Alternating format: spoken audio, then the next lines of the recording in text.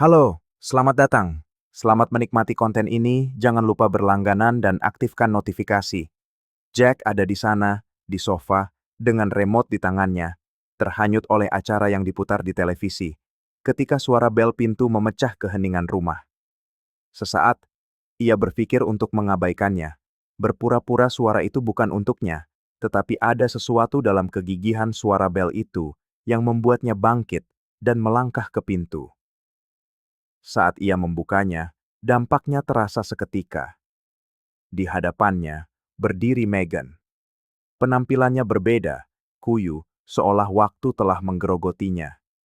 Matanya menyiratkan malam-malam tanpa tidur, dan badai emosi yang berkecamuk. Tanpa sepatah kata pun, ia menatap Jack. Ekspresinya merupakan campuran antara penyesalan dan keputusasaan. Ia meminta izin untuk masuk, suaranya bergetar, nyaris seperti sedang mencari perlindungan. Jack menarik napas dalam-dalam.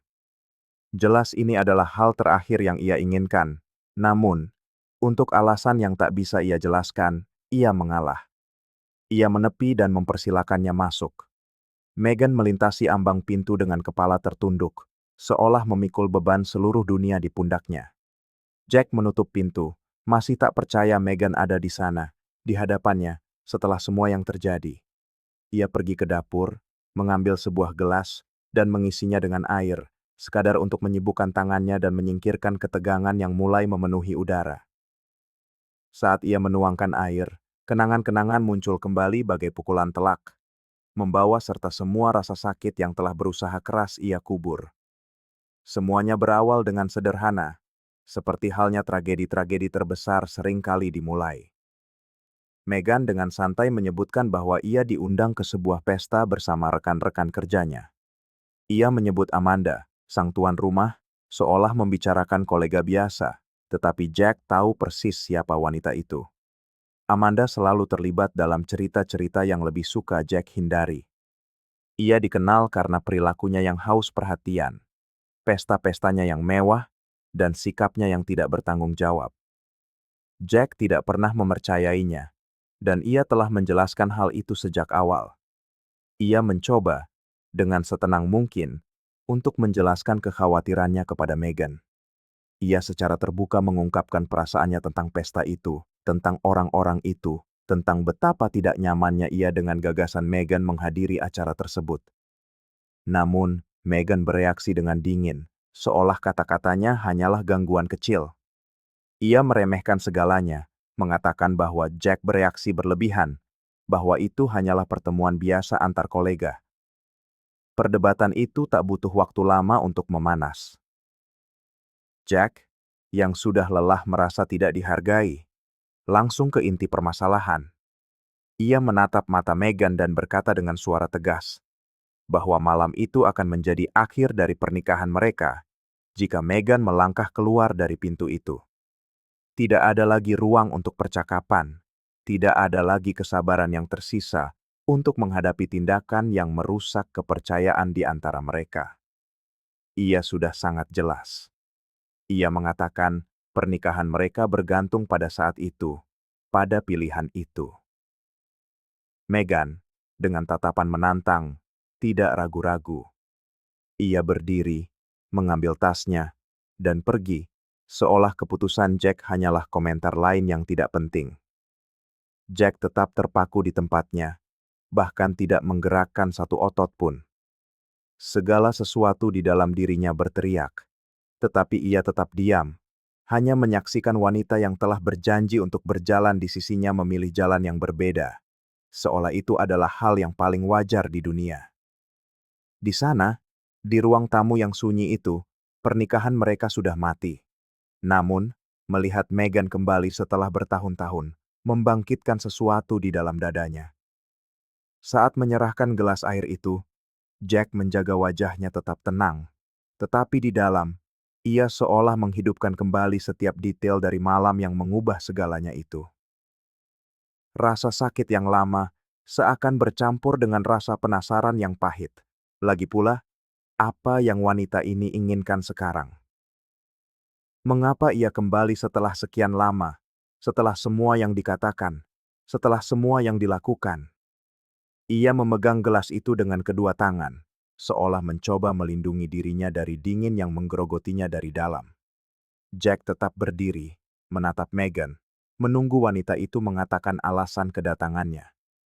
Ia tidak meminta penjelasan atau mengajukan pertanyaan. Ia hanya menunggu, membiarkan keheningan membebani Megan. Sebaliknya, Megan menghindari tatapan langsung Jack, seolah kata-kata tersangkut di tenggorokannya. Di dalam hati, Jack tahu pertemuan ini hanya akan menjadi luka baru. Tidak peduli apa yang akan Megan katakan. Di dalam dirinya, sudah ada sebuah kepastian bahwa beberapa pilihan tidak dapat diurungkan. Dan pintu itu, yang pernah Megan lewati suatu hari, tidak akan pernah terbuka dengan cara yang sama lagi. Saat Megan tetap diam, tangannya yang gemetar mencengkeram gelas air, Jack terus mengamatinya.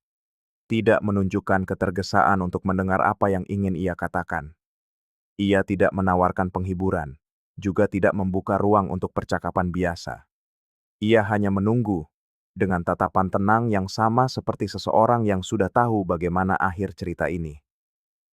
Megan ragu-ragu, tapi Jack tidak peduli berapa lama waktu yang dibutuhkan wanita itu.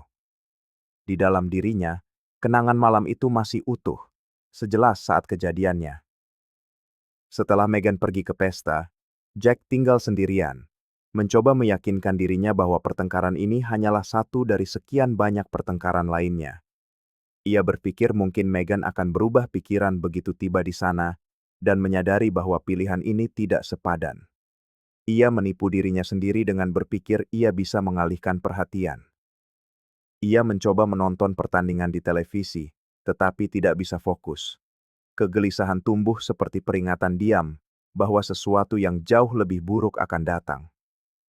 Berjam-jam berlalu. Sudah larut malam ketika ponsel Jack bergetar di atas meja. Itu adalah pesan dari Kyle, seorang teman lama, seseorang yang mengenal Megan dan juga berada di pesta itu. Jack tidak tahu apa yang akan ia lihat. Ketika ia membuka pesan itu, ia menemukan sebuah video. Kyle, tanpa sepatah kata pun, telah mengirim rekaman itu tanpa peringatan apapun. Karena dorongan naluri, Jack menekan tombol putar. Dalam beberapa detik pertama, gambar-gambar itu menunjukkan musik yang keras dan lampu yang berkedip di pesta. Orang-orang tertawa, menari, dan minum. Lalu tiba-tiba, kamera fokus pada sebuah adegan yang tidak akan pernah Jack lupakan. Megan ada di sana di tengah ruangan, jelas di luar kendali, rambutnya acak-acakan, dan tatapannya kosong. Ia tertawa keras sambil menari di pangkuan dua pria, bergantian di antara keduanya seolah menikmati situasi itu.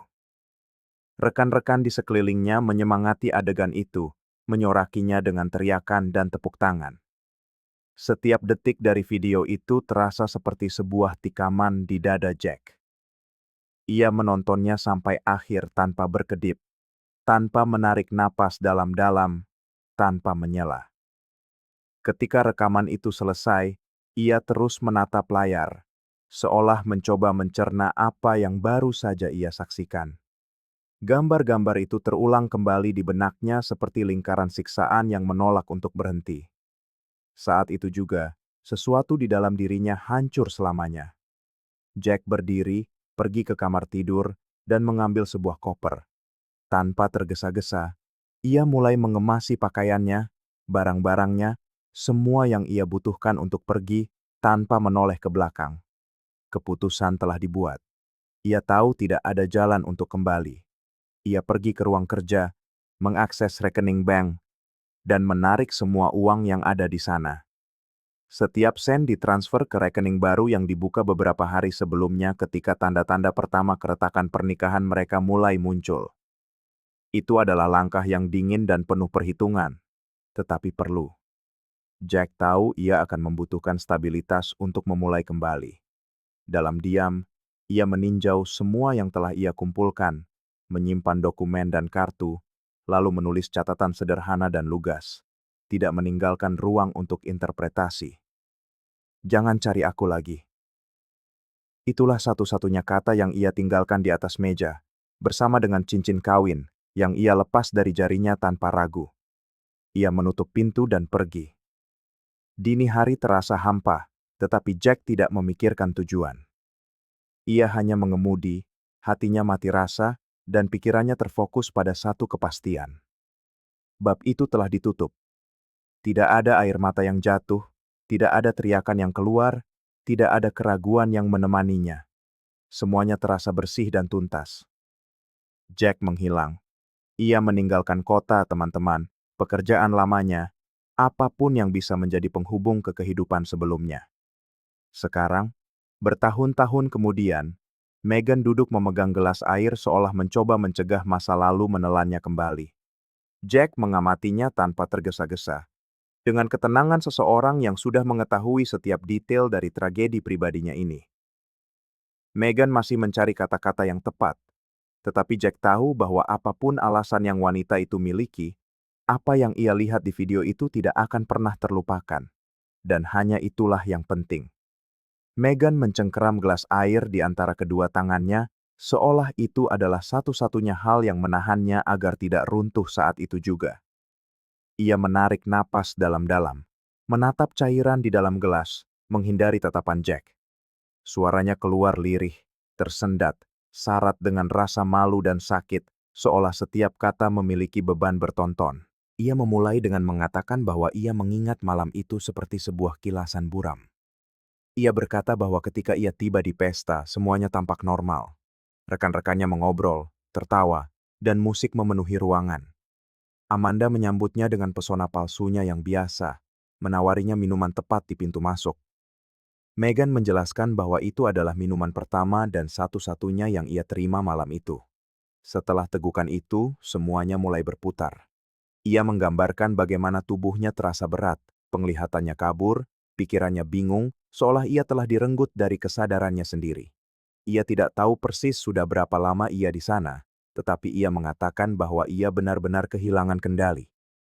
Ia tidak bisa mengingat jam-jam berikutnya, atau wajah-wajah di sekelilingnya, atau hal-hal yang ia lakukan.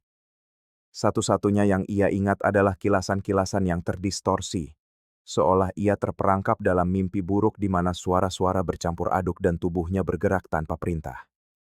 Megan menceritakan bahwa ia bangun keesokan harinya dalam keadaan bingung di sofa Amanda. Pakaiannya berantakan, kepalanya berdenyut-denyut, dan ada rasa pahit di mulutnya. Ia bilang butuh beberapa menit untuk menyadari di mana ia berada. Begitu ia sadar, kepanikan melandanya. Ia bergegas keluar dari sana, masih mencoba memulihkan kesadarannya. Ketika sampai di rumah, ia menemukan segalanya kosong. Ia memanggil nama Jack, mencari di setiap ruangan, tetapi tidak ada tanda-tanda keberadaannya. Ia pergi ke meja dan melihat catatan itu. Hanya satu kalimat pendek, seperti sebuah vonis. Jangan cari aku lagi. Ia mengatakan bumi seakan runtuh di bawah kakinya saat itu. Ia mengambil ponselnya dan mencoba menelepon Jack, tetapi nomornya sudah tidak aktif. Ia menelepon teman-teman mereka, anggota keluarga, mencari di setiap sudut yang mungkin, tetapi seolah-olah Jack telah lenyap di telan bumi. Baru seiring berjalannya waktu, setelah rasa sakit karena penolakan, ia mulai curiga bahwa sesuatu yang jauh lebih buruk telah terjadi di pesta itu. Ia berkata bahwa ia bersikeras untuk memahami bagaimana semuanya menjadi di luar kendali, dan setelah menekan beberapa orang, ia menemukan kebenaran yang kejam. Amanda dan beberapa rekan lainnya telah merencanakannya. Mereka telah memasukkan zat ke dalam minumannya untuk membuatnya kehilangan kendali. Megan menceritakan betapa terkejutnya ia saat mengetahui bahwa semuanya telah direncanakan, dirancang sebagai lelucon yang kejam. Dengan marah, ia mengatakan bahwa ia mengumpulkan bukti, menyewa pengacara, dan mengajukan gugatan terhadap Amanda dan mereka yang terlibat. Ia menggambarkan bagaimana ia harus bertahan selama berbulan-bulan di pengadilan, mendengar kebohongan, dan mencoba membersihkan namanya sampai kebenaran akhirnya terungkap, dan ia memenangkan kasus itu. Ia mengatakan ia menerima ganti rugi yang besar, tetapi tidak ada jumlah uang yang bisa mengganti penderitaan yang sebenarnya. Momen terberat, menurutnya, bukanlah saat ia terekspos, persidangan, atau penghinaan publik. Ia mengatakan momen terburuk dari semuanya adalah ketika ia menerima telepon dari pengacara Jack yang memberitahukan bahwa perceraian mereka telah selesai. Ia mengatakan bahwa pada saat itu, semua yang tersisa dari apa yang telah mereka bangun hancur sepenuhnya. Meskipun telah melalui semua itu, Meghan mengatakan ia perlu bertemu Jack. Ia perlu berbicara dengannya, menatap matanya, dan memberitahukan kebenaran. Meskipun ia tahu, itu mungkin tidak akan membuat perbedaan lagi.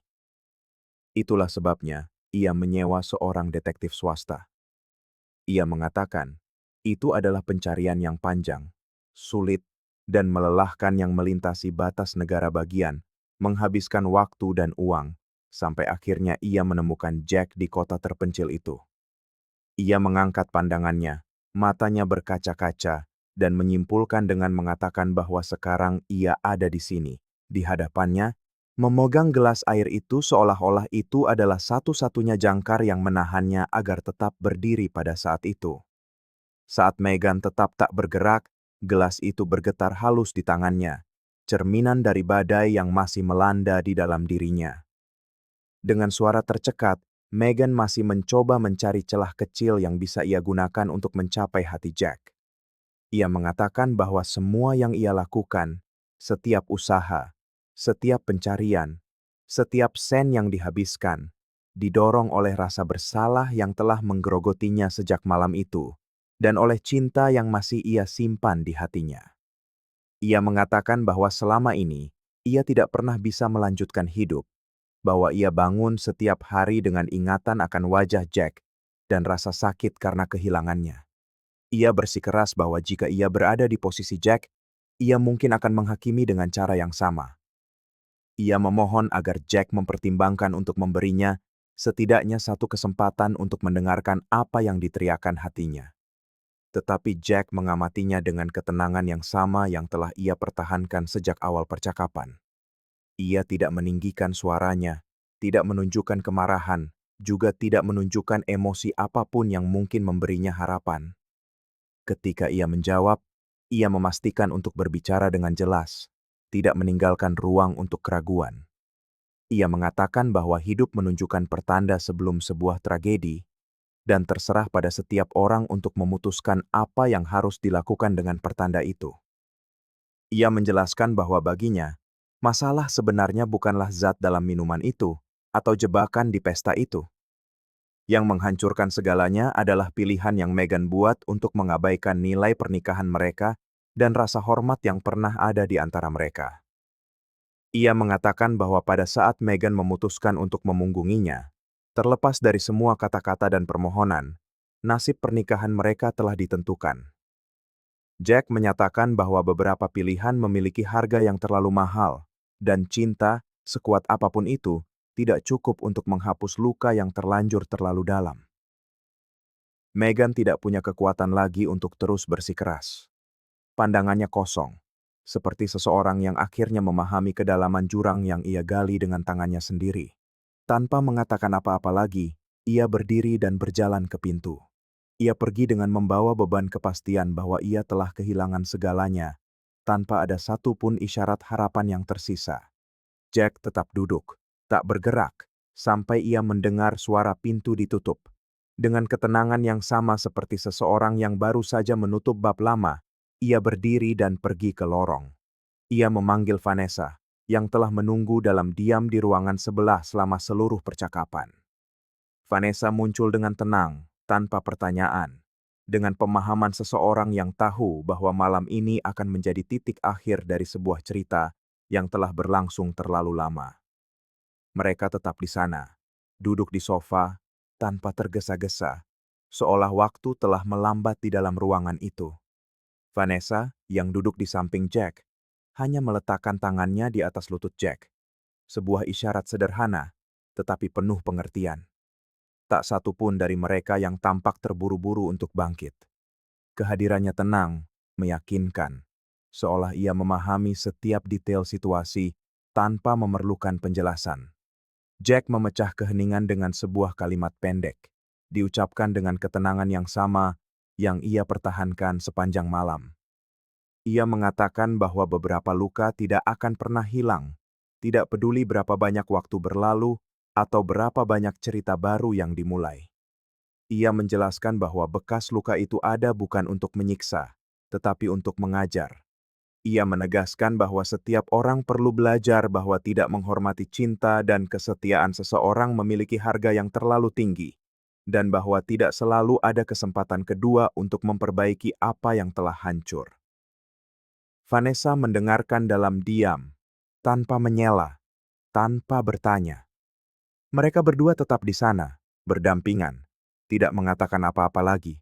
Hanya berbagi kepastian bahwa ini benar-benar penutup dari sebuah bab yang telah membebani pundak Jack begitu lama. Saat Jack menatap ke depan, tatapannya mantap dan tenang, ia tahu bahwa, akhirnya, sudah waktunya untuk meninggalkan semuanya. Duduk di samping seseorang yang menghormati sejarah dan hatinya, ia sepenuhnya sadar bahwa halaman terakhir telah dibalik, dan tidak ada lagi yang perlu dikatakan. Hanya kedamaian. Terima kasih telah menonton video ini. Jika Anda menyukainya, jangan lupa untuk berlangganan channel ini, dan aktifkan notifikasi agar tidak ketinggalan pembaruan apapun. Sampai jumpa di lain waktu.